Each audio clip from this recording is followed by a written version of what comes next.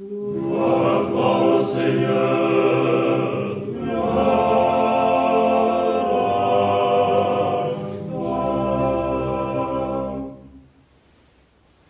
Exulte de toutes tes forces, fille de Sion, pousse des cris de joie, fille de Jérusalem. Voici ton roi qui vient à toi.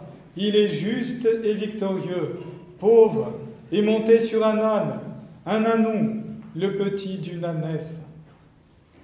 Le Messie annoncé par les prophètes, frères et sœurs, et notamment dans cette citation du prophète Zacharie, est un roi humble. Il ne ressemble pas au prince de ce monde. Il n'est pas un de ces rois pompeux et prétentieux qui se font servir. Il est le berger qui donne sa vie pour ses brebis. Il est l'héritier des patriarches de jadis, nomades et prophètes. Il est le descendant royal que Jacob attendait, celui qu'il annonçait dans son ultime bénédiction à ses fils. Judas, disait-il, est un jeune lion. Tu remontes du carnage, mon fils. Il s'est accroupi, il s'est couché comme un lion. Ce fauve, qui le fera lever? Le sceptre royal n'échappera pas à Judas, ni le bâton de commandement à sa descendance, jusqu'à ce que vienne celui à qui le pouvoir appartient, à qui les peuples obéiront. Il attache à la vigne son ânon, au cep le petit de son ânesse.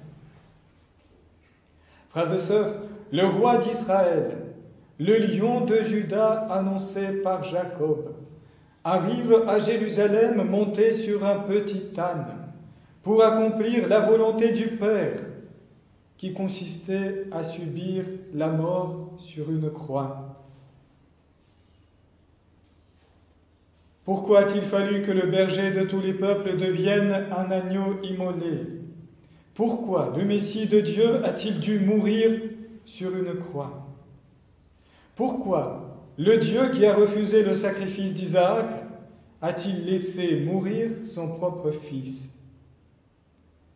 N'est-il pas évident, répond à cette question Vladimir Lossky, que le Père accepte le sacrifice de son Fils, non parce qu'il l'exigeait ou en éprouvait un quelconque besoin, mais par économie, par amour. Il fallait que l'homme fût sanctifié par l'humanité de Dieu.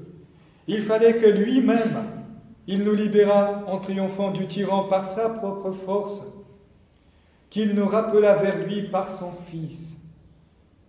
Ou comme disait saint Grégoire de Nazianze, le théologien, il nous a fallu que Dieu s'incarne et meure pour que nous puissions revivre.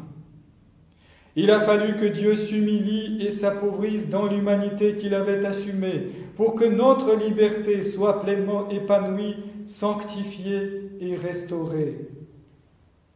Le dépouillement de Dieu qui avait commencé au moment de la création de l'univers a atteint son apogée dans la rédemption de l'humanité déchue par la folie de la croix.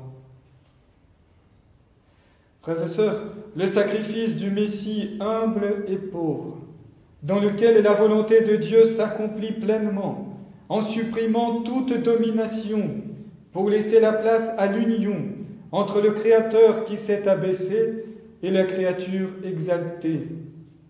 Ce sacrifice du Messie humble et pauvre, nous, disciples de Jésus, nous en rendons témoignage et nous le vénérons. À l'exemple de l'agneau de Dieu porté par un âne, nous sommes une communauté de pauvres dont la faiblesse et la fragilité laissent éclater la puissance de l'amour du Dieu sauveur.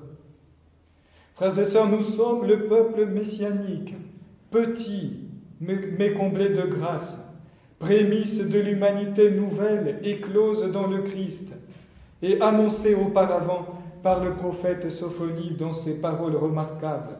Ce jour-là, disait-il, tu n'auras plus à rougir de tes méfaits, de tes crimes contre moi, car alors j'extirperai de toi tous ceux qui se vantent avec insolence.